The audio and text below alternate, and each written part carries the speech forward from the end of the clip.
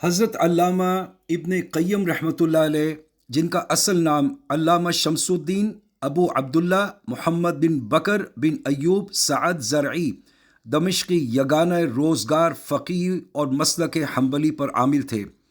بلند پایہ مفسر قرآن تھے، علم و نحو کے امام اور فن کلام کے استاد تھے۔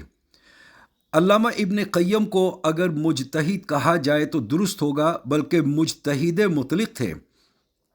علامہ ابن قیم رحمۃ اللہ علیہ 491 ہجری میں پیدا ہوئے۔ سن شعور کو پہنچنے کے بعد شیخ تقی الدین ابن تیمیہ کے دامن سے وابستہ ہو گئے اور ان سے تحصیل علم کرنے لگے۔ جملہ علوم دینیہ اور اسلامیہ انہی سے حاصل کیے۔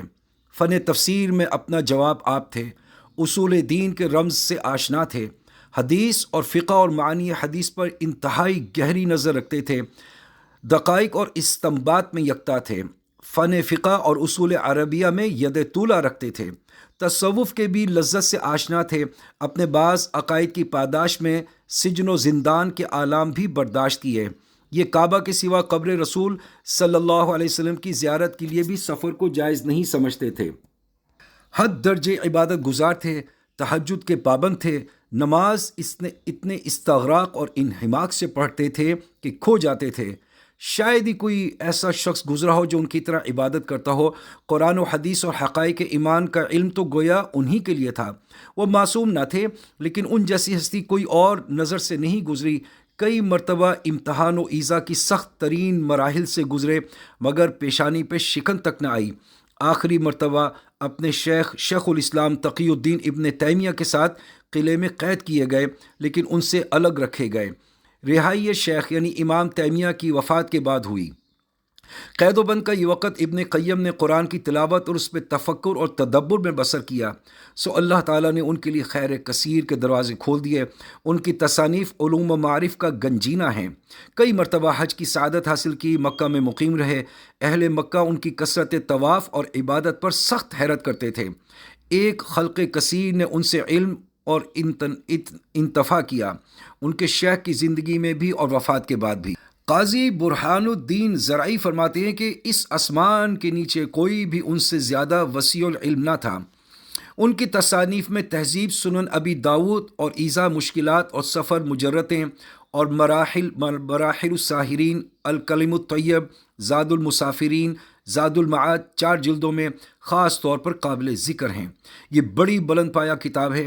نیز ان کی کتابوں میں نقد المنقول اور کتاب اعلام الموفعین من رب العالمین 3 جلدیں، اور کتاب البدائع الفوائد الصواعق المرسلہ علی الجہمیہ والحلتلہ، حاوی الارواح ابی بلاد الفرح، نزہۃ المشاقین، کتاب الداء و دواء اور کتاب مفتاح دار السعادہ بھی شامل ہیں۔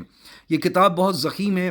نیز کتاب طرق الحکمیہ و کتاب عدوۃ الصابرین و کتاب غایات الافہام، کتاب الروح، کتاب الصراط المستقیم اور الفتح القدسی، یہ بھی ان کی تصانیف میں شامل ہیں۔ حضرت ابن قیم رحمۃ اللہ علیہ کی وفات 13 رجب 751 ہجری میں ہوئی۔ باب صغیر کے مقبرے میں دفن کیے گئے، کئی جگہوں پہ ان کی نماز جنازہ ادا کی گئی۔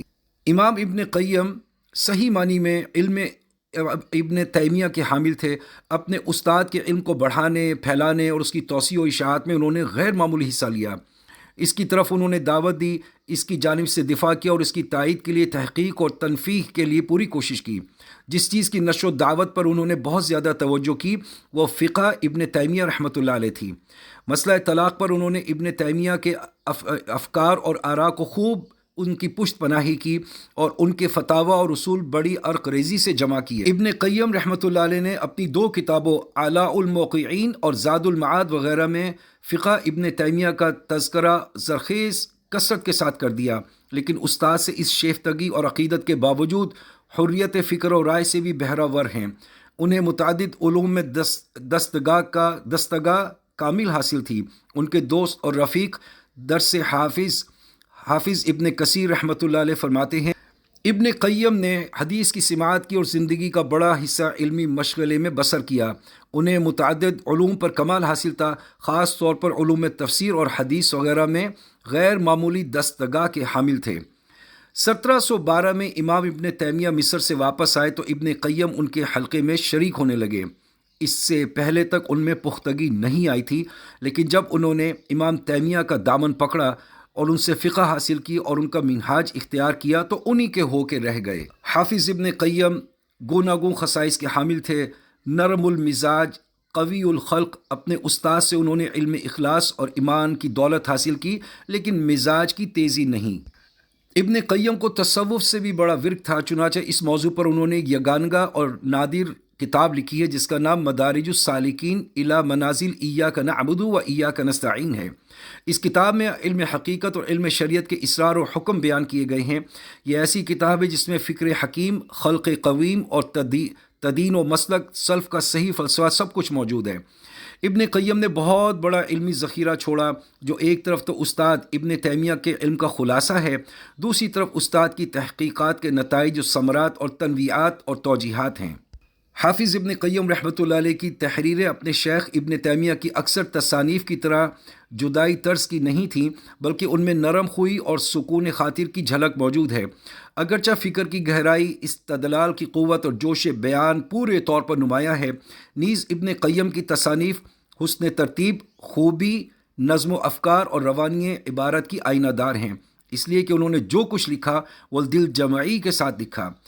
اس امر کی واضح تر مثال ان کی 3 کتابوں میں ملتی ہیں، یعنی مدارج السالکین، عدوۃ الصابرین اور مفتاح الدار المساعدہ۔ ان کتابوں میں فلسفے کی گہرائی بھی ہے اور جمال فنی بھی۔ حقیقت تو یہ ہے کہ ابن قیم کی تصانیف میں سلف کا نور اور سابقین کی حکمت موجود ہے۔ صحابہ اور تابعین کے اقوال بھی بہت کثرت سے ذکر کرتے ہیں، لیکن اپنے استاد سے کم، اگرچہ یہ سارا فیض استاد کے چشمہ صافی کا ہے۔